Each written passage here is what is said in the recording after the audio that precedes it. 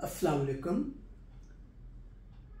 सल्लल्लाहु ताला अलैहि वसहबी वसल्लम। आज इंशाअल्लाह ताला बात की जाएगी कि आखिर ये रूहानियत क्या होती है, तसव्वुफ क्या होता है, या सूफीज़म जिसे हम कहते हैं, ये सूफीज़म है क्या। क्योंकि हमारे माशरे में कई लोग ये कहते हैं कि सूफीज़म जनाब ये तो इसका इस्लाम से कोई ताल्लुक़ नहीं है, और ये तो अस्तग़फिरुल्लाह, कई लोग तो इसको ये तक कहते हैं कि जी सूफीज़म तो एक मतवाज़ी दीन है। तो मेरे ख्याल में कुछ शायद गलतफहमी है जिन्हें क्लियर करने की कोशिश की जाएगी। तो जी सूफीज़म और रूहानियत या तसव्वुफ, इसको आसान समझने के लिए समझ लीजिए कि ये अपनी रूह को पाक करने का नाम है। ये अपने ज़ाहिर के साथ साथ बातिन की तरबियत का नाम है। यानी कि जिस तरह हम ज़ाहिरी तौर पे नमाज़ पढ़ते हैं, बिल्कुल नमाज तो फ़र्ज़ है, इसमें कोई शक नहीं, वो तो पढ़नी है, हर हाल में पढ़नी है। रोज़े रखने फ़र्ज़ नमाज है, फ़र्ज़ रोज़े हैं, ज़कात है, हज है, जो फ़राइज़ है उसमें तो कोई इनकार है ही नहीं।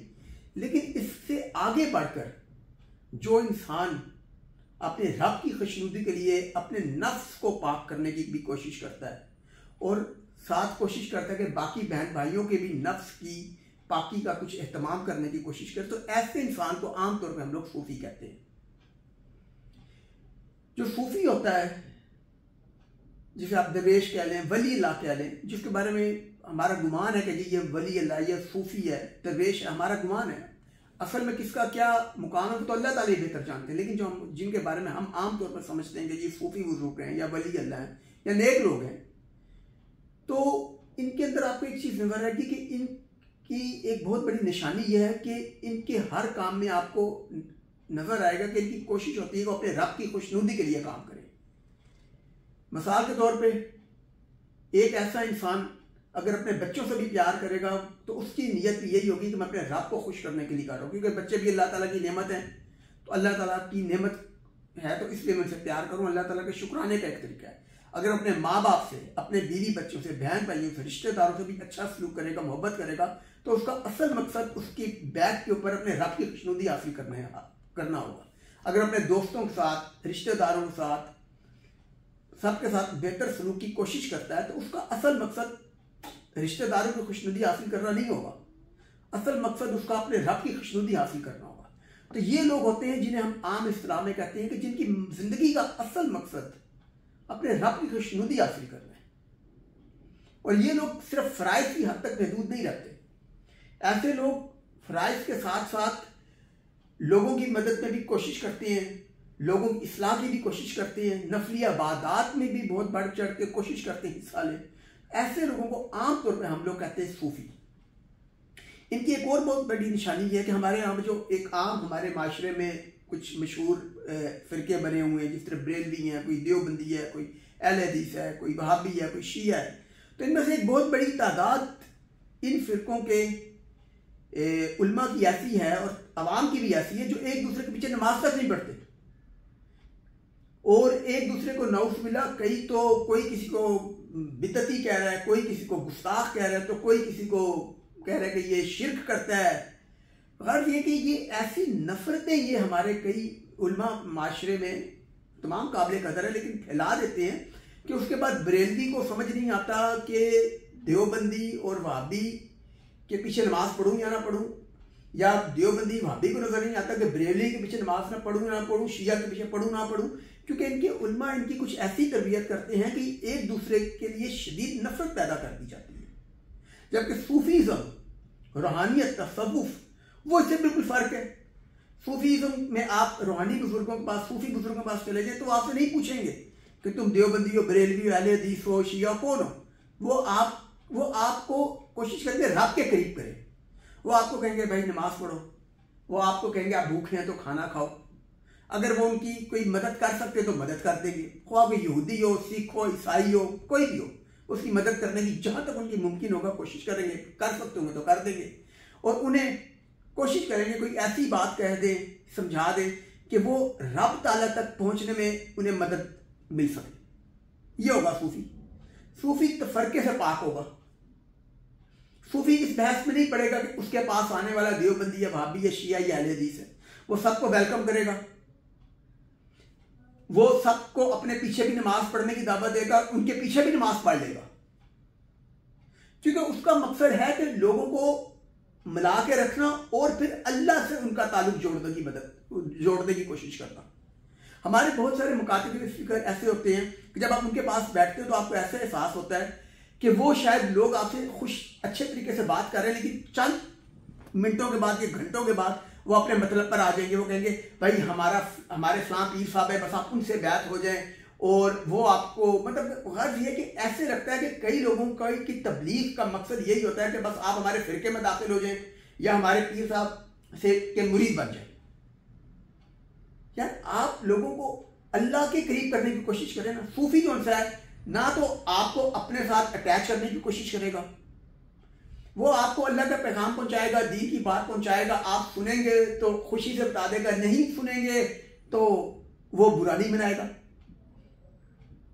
वो कोशिश करेगा कि आपको रब के साथ जोड़े। यहां पे हमारे कई ऐसे लोगों का गुमान होता है, जब उनकी सोबत में बैठते हैं तो वो आपको उनकी कोशिश होती है बस आप हमारे फिरके में शामिल हो जाएं किसी तरह, और वो दूसरे फिरके की इतनी बुराइयां शुरू करेंगे, इतनी बुराइयां शुरू करेंगे, नाउज़ुबिल्लाह आपको मतलब टेंशन होने लग जाएगी कि यार कोई दूसरे फिरके वाले नाउज़ुबिल्लाह क्या हिंदुओं, काफिरों, यहूदियों से भी बुरे हैं। सूफीज़्म में रूहानी बुजुर्गों के यहाँ आपको ये चीज नहीं मिलेगी। आप उनके पास जाएंगे, आप उनके मुंह से दीन की बात सुनेंगे, अल्लाह की बात सुनोगे, नबी पाक सल्लल्लाहु अलैहि वसल्लम की बात सुनेंगे, मोहब्बत की बात सुनेंगे, इखलाक की बात सुनेंगे। सूफी बुजुर्गों में एक चीज आपको बहुत मिलेगी कि उनका अल्लाह ताला की तरफ से मेहरबानी से इखलाक बहुत अच्छा होता है।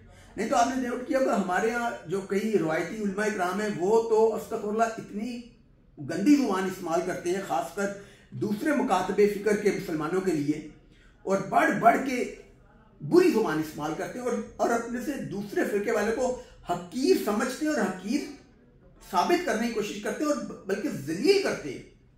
और जो उनके अपने फिरके के लोग हैं वो कहते हैं जनाब आपने जो जब दूसरे फिरके की बात तारीफी करते हैं तो इनके अपने फिरके के लोग तालियां बजाते हैं। सूफी के यहां ये माहौल नहीं मिलता, क्योंकि सूफी जानता है कि कलाम पाक में अल्लाह ताला ने फरमाया है कि जब अल्लाह ताला ने हजरत मूसा अलैहिस्सलाम को फरोन के पास भेजा तो अल्लाह ताला ने मूसा अलैहिस्सलाम को कहा, मूसा अलैहिस्सलाम को कहा कि फरोन के पास भी जाओ तो उससे नरम लहजे में बात करना, शायद कि वो हिदायत पा ले। यह आयत शरीफ का मफहूम है, अल्लाह ताला ने कलाम पाक में ये फरमाया है। यानी कि अल्लाह ताला तो इखलाक को इतनी अहमियत दे रहे हैं, अच्छी और नरम जुबान को इतनी अहमियत दे रहे हैं कि अपने पैगंबर अलैहिस्सलाम, अपने इतने प्यारे बंदे को जब कायनात के बदतरीन इंसान के पास भी अल्लाह ताला जब तबलीग के लिए भेज रहे हैं तो फरमा रहे हैं कि नरम लहजे से बात करना। तो सूफी जानता है, तो सूफी कोशिश करता है वो अल्लाह ताला के इस हुक्म को पे अमल की कोशिश करता है। जबकि हमारे कई रवायती उलमा हैं, अगर वो बरेलवी हैं तो देवबंदियों के खिलाफ बहुत सख्त और गंदी गलीज जुबान इस्तेमाल करेंगे। देवबंदी वाबी हैं तो बरेलवी और शियों के बारे में बहुत सख्त इस्तेमाल करेंगे। तो कभी सोचें नाउज़ुबिल्लाह सुम्मा माज़िल्लाह, क्या हमारे जो मुकातबे फिक्र के जो बाकी सारे बहन भाई हैं क्या ये फरौन से भी बदतर है?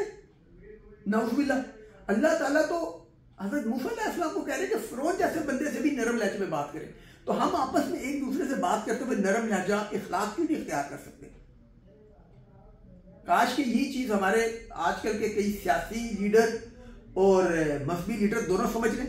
सियासी लीडर भी एक दूसरे के खिलाफ बहुत गलत जुबान इस्तेमाल करते हैं, मजहबी लीडर भी करते हैं। तो ये हमारे एक माशरे का रुझान बन गया। जबकि सूफी बुजुर्ग उसके पास पहली चीज जो आपको मिलेगी वो इखलाक मिलेगा, क्योंकि सूफी ने शायद ये हदीस पाक भी पढ़ी हुई है, सही हदीस पाक है कि जिसका मफहूम अर्ज करो तिरमिज़ी शरीफ में है कि नबी पाक सल्लल्लाहु अलैहि वसल्लम ने फरमाया है कि अल्लाह ताला बेहया और बदजुबान इंसान से नफरत फरमाता है। जिससे अल्लाह ताला नफरत फरमाता हो तो उस ऐसे इंसान से तो हमें वैसे ही दूर रहना चाहिए। तो मैं तो अपने बहन भाइयों से, दोस्तों सबसे दरख्वास्त करता हूँ, ख्वाह कोई मजहबी लीडर हो, सियासी लीडर हो, ख्वाह कोई आपका जान पहचान वाला, अगर वो गंदी जुबान इस्तेमाल करता है, सख्त जुबान इस्तेमाल करता है, बद इखलाक है, तो कोशिश करें उसे किनारा कशी रखें, कोशिश करें ऐसे इंसान से दूर रहे। सूफी के यहाँ आपको इखलाक मिलेगा, सूफी के यहाँ आपको तरबियत मिलेगी, सूफी के यहाँ आपको मरवत मिलेगी। ये है रूहानियत। लोग पूछना रूहानियत क्या है। अब आप लोग पूछेंगे ये ऐसे कौन से बुजुर्ग हैं। चले पहले मैं कुछ माजी के बता देता हूं। कभी सोचा आपने कि हज़रत दाता गंज बख्श रहमतुल्लाह अलैह, हज़रत ख्वाजा मोइनुद्दीन चिश्ती रहमतुल्लाह अलैह, ख्वा अरब शरीफ में चले जाएं उधर तो हज़रत शेख अब्दुल कादिर जिलानी रहमतुल्लाह अलैह, यूरोप वाली साइड पे आ जाए तो हज़रत मौलाना रूम रहमतुल्लाह अलैह। ये शख्सियात क्यों आज भी इतनी मशहूर है? ये अल्हम्दुलिल्लाह रब्बिल आलमीन, ये हैं हमारे सूफिया किराम, ये हैं हमारे बुजुर्ग। और मेरा जाती अपना गुमान है कि इंशाअल्लाह ताला, देखिए गैर कलम तो अल्लाह ताला बेहतर जानता है कि अल्लाह ताला की बारगाह में किसका क्या मुकाम है। मेरा अपना जाती वजदान, जाती गुमान है कि ये अल्लाह ताला की बारगाह में इंतहाई मकबूल लोग हैं। आज सैकड़ों साल के बाद भी दुनिया में इनका नाम चलता है। आप जहां जहां दुनिया में मुसलमान रहते हैं, आप जहां जाएं लोग मौलाना रूम का नाम इज्जत से लेते हैं। जब लाहौर का नाम आएगा तो पहले हजरत अली हजवेरी रहमतुल्लाह अलैह, जिन्हें उर्फ़े आम दाता गंज बख्श रहमतुल्लाह अलैह कहते हैं, उनका नाम आएगा। अगर कभी भारत का नाम आएगा तो हजरत ख्वाजा मोइनुद्दीन चिश्ती रहमतुल्लाह अलैह का नाम पहले आएगा। इसी तरह शेख अब्दुल कादिर जिलानी रहमतुल्लाह अलैह, हजरत मियां मीर रहमतुल्लाह अलैह, हजरत ख्वाजा कुतुबुद्दीन बख्तियार काकी रहमतुल्लाह अलैह, हजरत बाबा फरीदुद्दीन गंजे शकर रहमतुल्लाह अलैह, ये तमाम सूफी बुजुर्ग ही है ना। आपको भी इन लोगों ने, और अल्लाह ताला ने इनके वसीले से इस पूरे खित्ते में इस्लाम की रोशनी माशाल्लाह पैदा फरमाई। आप जानते हैं, कभी सोचें कि दुनिया में जो कई लोग समझते हैं कि शायद इस्लाम तलवार से फैला है, अरे भाई इस्लाम तबलीग से फैला है असल में, और सूफी बुजुर्गों और दीगर मुसलमानों की काबिश से फैला है। दुनिया का सबसे बड़ा इस्लामी मुल्क मिले इंडोनेशिया, वहां तो कोई जंग हुई नहीं कभी, लेकिन फिर दुनिया में सबसे ज्यादा मुसलमान माशाल्लाह से मलेशिया में, इंडोनेशिया में बुजुर्गों की रहमत से मुसलमान जाते थे, तिजारत के लिए भी जाते थे, बाकी तो उनके किरदार से, इखलाक से फैला आज दुनिया का सबसे बड़ा इस्लामी मुल्क है। बरे सगीर की बात कर लें, ठीक है, यहाँ पे जंगें हुई, मुस्लिम मुख्तलिफ हुक्मरान आए, हुक्मरान हुकूमत के लिए आते थे, लेकिन पीछे काम तबलीग का बुजुर्ग कर रहे थे। दादा गंज बख्श रहमतुल्लाह अलैह या हज़रत सिलसिला चिश्तिया के बुजुर्गों, ख्वाजा मोइनुद्दीन चिश्ती रहमतुल्लाह अलैह और बाकी बुजुर्गों, तो ये लोग एक्चुअली काम कर रहे थे। और वक्त के जो हुक्मरान थे, अपने अपने वक्त के जो बड़े बड़े बादशाह हुक्मरान होते थे, इन बुजुर्गों के कदमों में बैठते थे और इनसे अपनी तरबियत करवाते थे। हालांकि उन बादशाहों में भी बहुत गलत बातें थी, मैं ये नहीं कह रहा कि वो बादशाह भी परफेक्ट थे, लेकिन वो फिर भी बुजुर्गों की अभी सोबत कुछ ना कुछ इख्तियार करते थे, तो अभी वो बड़े अंडर कंट्रोल थे। तो याद रखें, इस इलाके के अंदर भी, पूरी दुनिया में आप जहां पर जाकर देखें, जहां जहां मुसलमान गए हैं, वो माशाल्लाह इस्लाम तबलीग से बुजुर्गों की, इसी तरह के सूफिया इकराम बुजुर्ग, जिनके बारे में हमारा गुमान है कि इंशाअल्लाह ताला रोज़े महशर किसका क्या मुकाम है वो अल्लाह ताला बेहतर जानते हैं, लेकिन हमारा गुमान है कि ये शख्सियात अल्लाह ताला की बारगाह में इंशाअल्लाह बहुत मकबूल होंगी। तो हमें भी इनका एहतराम करना चाहिए और हमें भी सूफिया इकराम के नक्श पे चलने की कोशिश करना चाहिए, अपना नफ्स भी साफ करने की कोशिश करते रहना चाहिए। सूफी बुजुर्ग लोगों पे तनकीद कम करता है, अपनी इस्लाह पे तवज्जो ज्यादा देता है। जब आमतौर पर हमारी और हमारे माशरे में हम लोगों की हालत यह है कि हमें अपनी खामियां नजर नहीं आती और दूसरे की छोटी छोटी बात पे हम कीड़े निकालते हैं। हमें एक दूसरे की बर्दाश्त नहीं है, खास सियासी तौर पर भी बर्दाश्त खत्म है और मसली तौर पर तो बिल्कुल ही खत्म हो गई है। वहाबी देवबंदी के खिलाफ है, देवबंदी वहाबी के खिलाफ है, कोई बरेलवी के खिलाफ है, बरेलवी शिया के खिलाफ है। ये वो चीज है जिसने उम्मत को बहुत नुकसान पहुंचाया है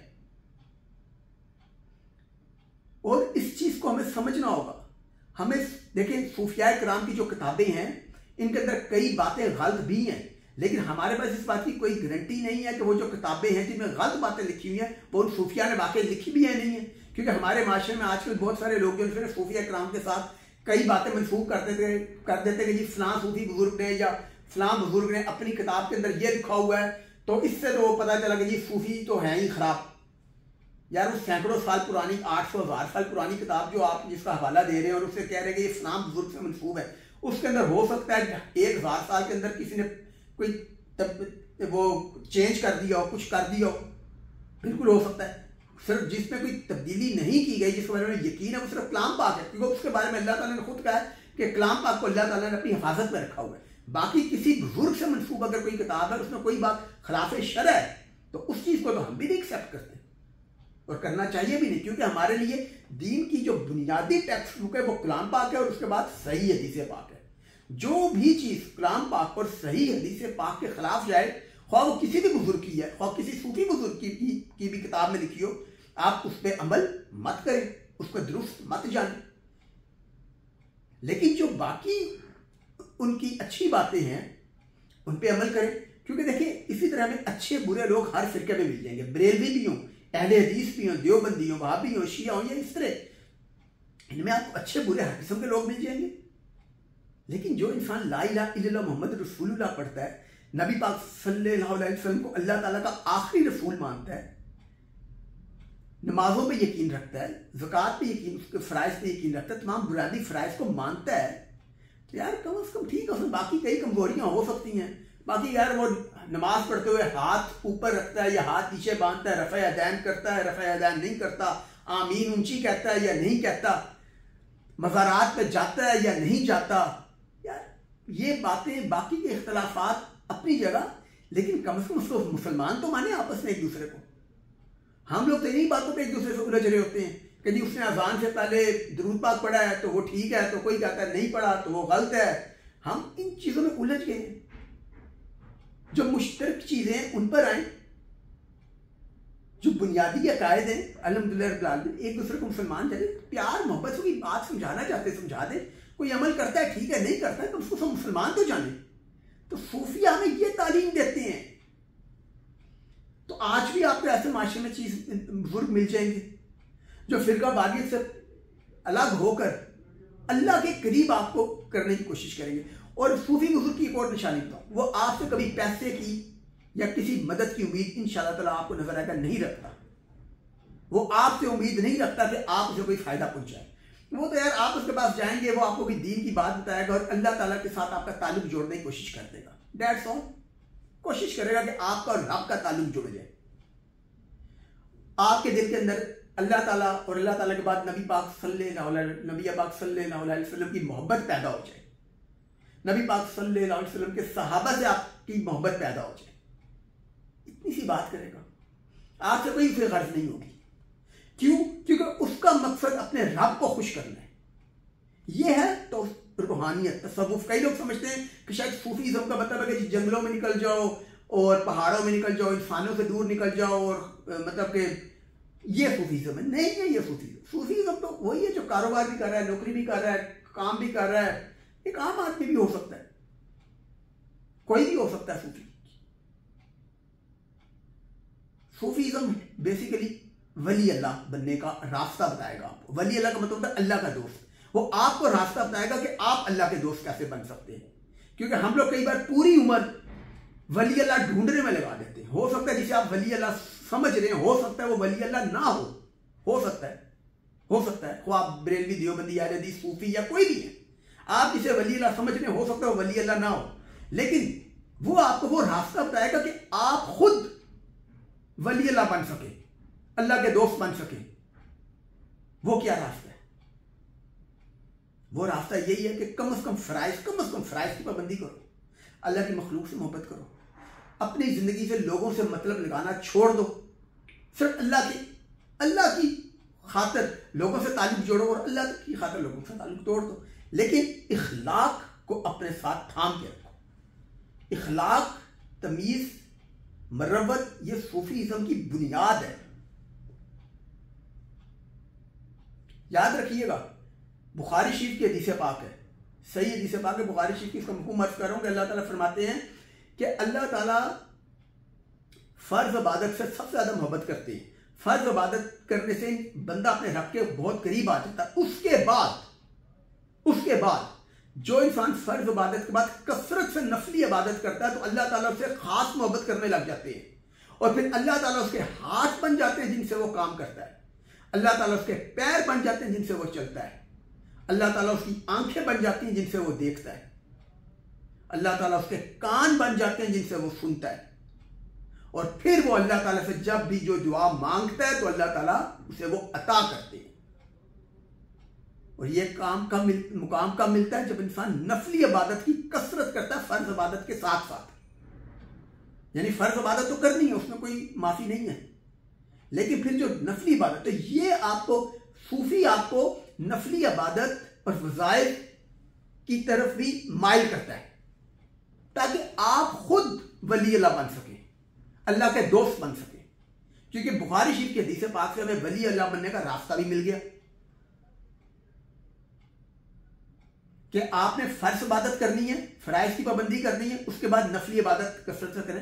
रात को बेशक तहज्जुद पढ़ें, खूब नफल पढ़ें, जिक्र अस्कार करें, अस्तगफिरुल्लाह की तस्बीह पढ़ते रहें, चलते फिरते ला इलाहा इल्लल्लाह ला इलाहा इल्लल्लाह का विर्द करते रहें, चल रहे हैं, वॉक कर रहे हैं, गाड़ी चला रहे हैं, अल्लाह अकबर सुभानअल्लाह अल्हम्दुलिल्लाह रब्बिल आलमीन का विर्द करते रहें, और अपने दिल से कहें अल्हम्दुलिल्लाह रब्बिल आलमीन। दिल से, जुबान से तो कहना है। कई बार तो हमसे कोई पूछता है कि भाई आपका काम कैसा जा रहा है या सेहत कैसी है, बस अल्लाह ताला का शुक्र है। वैसे तो ये बड़े मसले हैं लेकिन अल्लाह ताला का शुक्र है। अस्तगफुरुल्लाह, लगता है शुक्र अदा कर रहे हैं या नाशुक्री कर रहे हैं।